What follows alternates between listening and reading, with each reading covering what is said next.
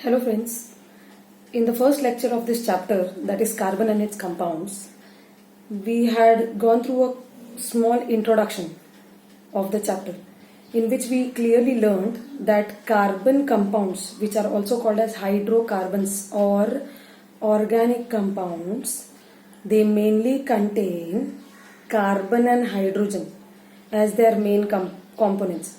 So carbon compounds or organic compounds are mainly made up of carbon and hydrogen. So carbon and hydrogen are the main components of these organic compounds. Other than carbon and hydrogen, the compounds also contain some other elements which are called as heteroatoms, which are sulfur, oxygen, phosphorus, nitrogen and halogens. Now all these heteroatoms can be remembered by a mnemonic which is SHOP-NX. I've put hydrogen in bracket because hydrogen, as we know, is already one of the main components. Okay. The other elements are sulfur, oxygen, phosphorus, nitrogen and halogens. X represents halogens that are group 17 elements of the periodic table. Okay. So by far we have learned this. Now when we say that in hydrocarbons, carbon and hydrogen are bonded to each other and carbon and hydrogen are also bonded to some other elements. In today's lecture, we will be mainly studying the nature of bonding that is seen amongst these elements when they form organic compounds. Okay. So let us go to the nature of bonding in organic compounds.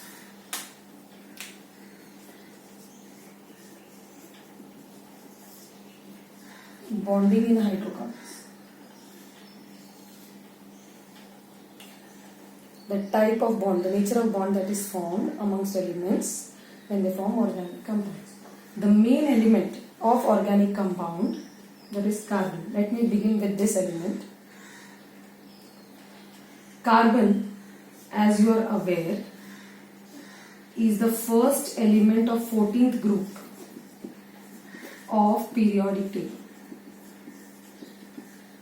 It is the first element of 14th group of periodic table. Its atomic number is 6. Carbon, 14 group element whose atomic number is 6. We very well know how to write the electronic configuration. How do we write the electronic configuration?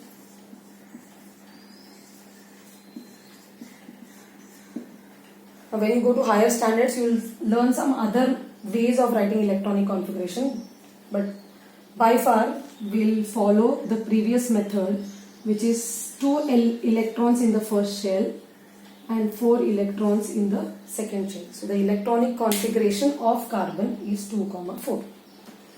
Now when I consider this electronic configuration of carbon, we can clearly see that there are 4 electrons in the outermost shell.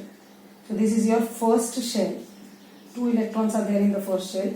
In the second shell, there are, which is the outermost shell or orbit, there are 4 electrons.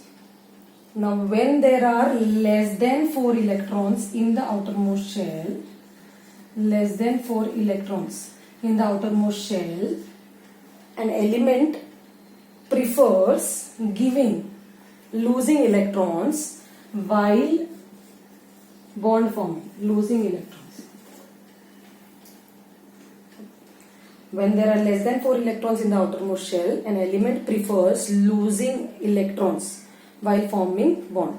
Okay. When there are more than 4 electrons in the outermost shell, an element prefers gaining electrons while forming a bond. Okay.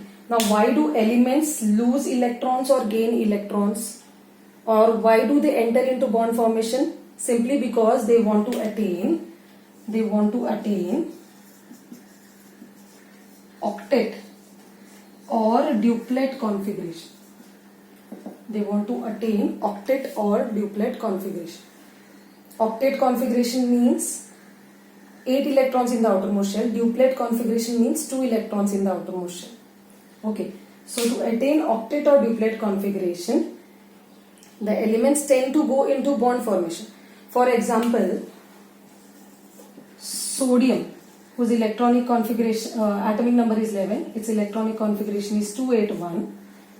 It has got 1 electron in the outermost shell, that is less than 4 electrons in the outermost shell.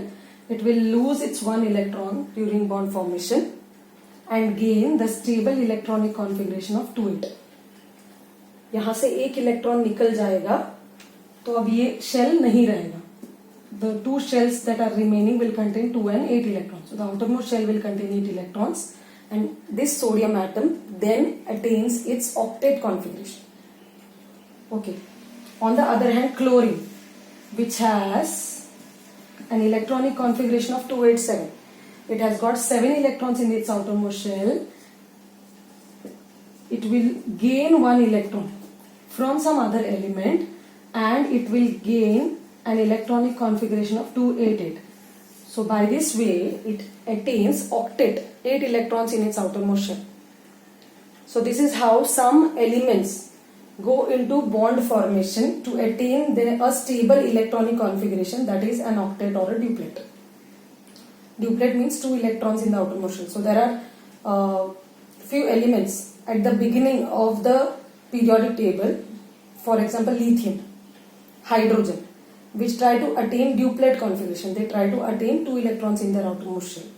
Okay, coming back to carbon. Now carbon contains exactly 4 electrons in its outermost shell. So those elements, unlike these two categories of elements, those elements which have exactly 4 electrons in the outermost shell, they prefer, I am using the word prefer, okay, they prefer sharing of electrons during bond formation. They prefer sharing of electrons during bond formation. Okay, sharing means what? Sharing is nothing but a scheme which is similar to sharing of tiffin. Okay, so in the recess, during the recess time, when you share one biscuit with your friend, your friend also shares one particular food item with you.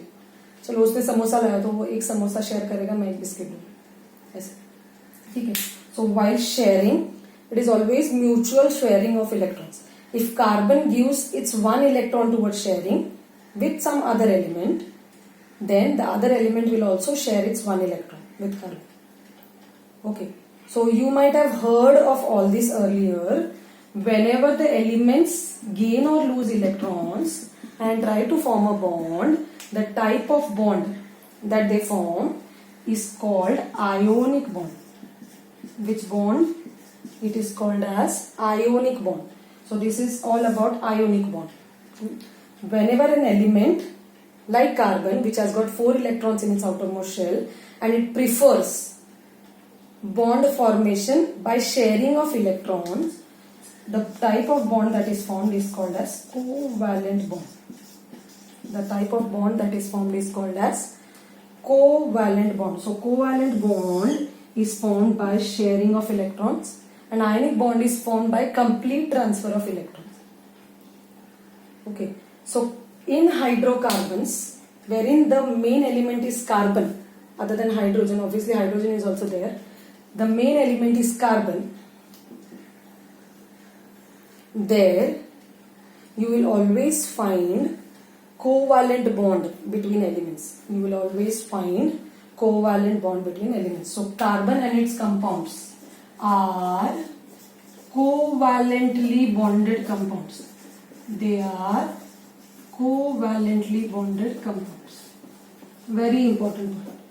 They are covalently bonded compounds. Okay. So far good. So what have we learned in bonding? Carbon, which is the main element, is an element of 14 group of periodic table. Its atomic number is 6, electronic configuration is 2, 4. So it has got 4 electrons in its outermost shell or outermost orbit. Now since it has exactly 4 electrons in its outermost shell, it will prefer forming a bond with other elements by mutual sharing of electrons. Mutual sharing. Okay. Now remember, I have used the word prefer because carbon can also undergo complete transfer of electron. It can give away its electron or gain electrons from others. Okay, it can also undergo that kind of ionic kind of bonding. Okay, so wherever complete transfer of electron takes place, the compounds that are formed are said to involve ionic bonding. Wherever sharing of electron occurs, the compounds are said to have covalent bonds. So carbon and its compounds are covalently bonded compounds. They are covalently bonded compounds. Okay. Now in the next lecture, we will study more about this kind of bonding. We will take up few examples how mutual sharing occurs. Okay. Till then, keep studying.